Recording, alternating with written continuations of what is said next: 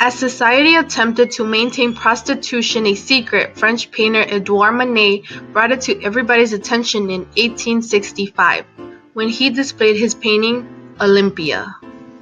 Olympia was created in 1863. The painting was done using oil on canvas and has a texture of 2D. It roughly measures 51 by 74 inches. It is currently displayed at the Musée d'Orsay in Paris. After Manet revealed his Olympia in 1865, he was drawn with negative reactions from the viewers at the salon, and stated in discontent, "They are raining insults upon me."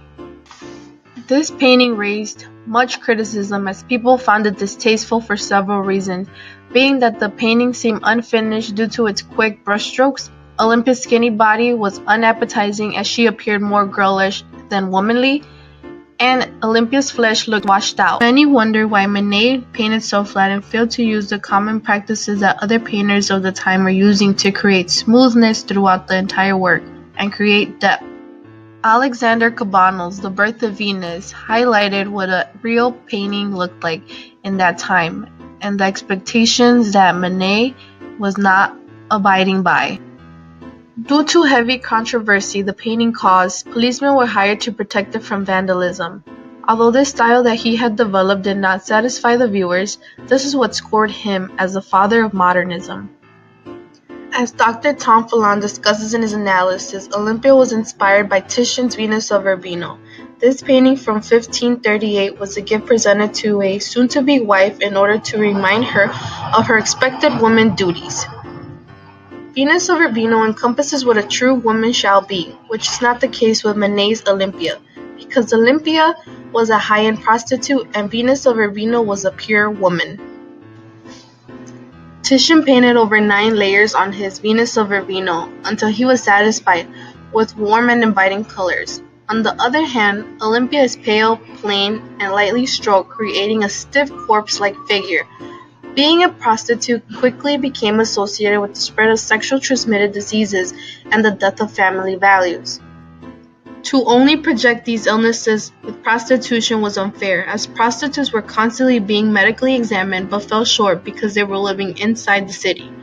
Women who lived in the suburbs were perceived as clean and sin-free because they lived their lives to ensure their homes were comfortable for their family and to keep out corruption and threats.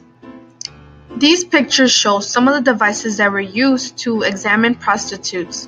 The focal point of this painting is Olympia, making it asymmetrical. The woman who modeled Olympia for Manet was Victorine Manet, who was a French painter herself. Olympia was a very common name for prostitutes during the 19th century. She lays naked on a chaise lounge and is presented with a mysterious bouquet of flowers by her servant. The way Olympia stares back at the viewer reveals that she is not submissive. Her cold stare identifies she is unapproachable and makes the viewer uncomfortable. It is believed that a potential client has just walked in, causing for her to respond this way, but the client portrays the same disgust to her as anybody who is looking at her. Her face expression destroys men's ideas of what being with a younger companion meant, as her facial expression shows she is only there for the exchange of money with sex. Prostitution was a problem in France, yet many of the residents chose to disregard it, which caused a backlash for Edouard Manet, because he reminded people of the shady part of life that was evidently popular. The fact that Manet gave this young prostitute a face caused the initial problem of humanizing prostitution, as suggested by France in the age of Les Miserables. I consider the black servant and black cat to be accents in this painting, as they are camouflaged to provoke thought. The critical approaches that will be focused on are the gender studies and the critical race theory. The gender studies applied to Olympia reveal why she would not be considered a true woman. As we reflect on Barbara Welter's The Cult of True Womanhood, Olympia fails to carry this idea, as she would not make the ideal woman as Venus of Urbino because she lacks piety, purity, submissiveness, and domesticity. Though Manet's painting made no specific reference to religion, we can see why it was left out on purpose. Based on the crowd's brutal reaction at the salon in 1865, we can argue that since she has no respect in covering up her body, she has no respect for God, because of the belief that women were to be fully clothed. And in these mocks, we can see how Olympia was not represented as nude or divine, because her unholy role is to perform sex with strangers in exchange of cash. Also, the fact that Olympia is not in her proper sphere, meaning her home, throws off that she will not be able to fulfill her duties while she's at a brothel. Religion also served as a tranquilizer for many young girls, as they were growing up with the mindset of, it is better to pray than to think, which leaves them illiterate for life, resulting in not working at all and turning to prostitution, where they are born actually fully equipped with what they will need. Upper-class prostitutes were educated in art and music, but this knowledge did not benefit them so much, as they had to depend on prostitution. Purity was just as important as piety was for a young woman to have. A young woman who was no longer a virgin would be considered a fallen woman and unworthy. And although men expected women to be pure, this is the list of the specialties along with the prices that some of the prostitutes were having to perform. When purity was absent in a woman, she was depicted as unnatural, which may be why Manet decided to give Olympia a pale skin tone that appears corpse-like, representing her rotting inside out. Olympia was thought to have been a teenager due to her body being so undeveloped and slim, as most prostitutes were a bit meatier by the requests of men. This caused much controversy because at the time many teens were being sent out to work as prostitutes by their parents to make ends meet. This is a mock painting of Olympia that shows how she was viewed by those that were judging her based on her slim looks. A courtesan's role was to be submissive to men as they were being paid to sexually engage with their clientele. Through Olympia's cold stare, we can see how something so small was a definite act of rebellion.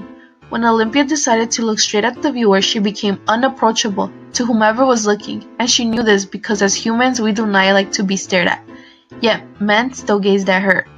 Her position of employment makes her vulnerable to have to be submissive during the time that she has been paid for, but she makes it clear that no passion exists between her and the client by her dismal appearance and rejection of the bouquet.